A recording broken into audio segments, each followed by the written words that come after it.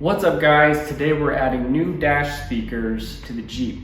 Pretty simple process. All you need is a pry tool to get the speaker cover off, a Phillips screwdriver to get the two screws out to take the factory speaker out, and then when you get the new speakers, they make these cool adapters that plug right into the factory harness and into your new speaker, whatever you choose.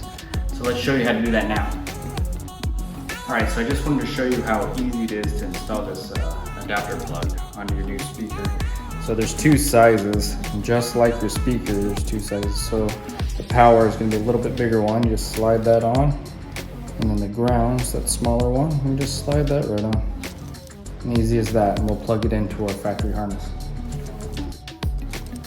Alright guys, so earlier I already took the factory speakers out, so it's unplugged, that's why there's nothing there. The two bolt holes that I was talking about earlier go right here and right here. You can kind of see that.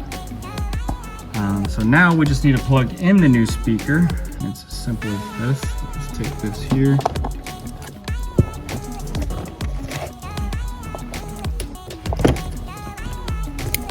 Plug it in like that. I'll just tuck the wire underneath here. Set the speaker in place like that, and then we'll get it bolted in. All right, so now we're just gonna take our Phillips screwdriver and tighten these down. I recommend one of these small screwdrivers because the windshield's really close.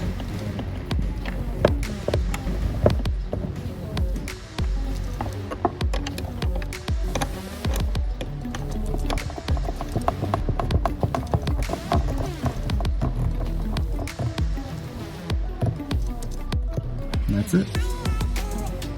All right, now we'll put the speaker cover back on. It just snaps into place. As you see, it has little 4 snaps there. Just line it up, push down, and we're done. Now do the other side.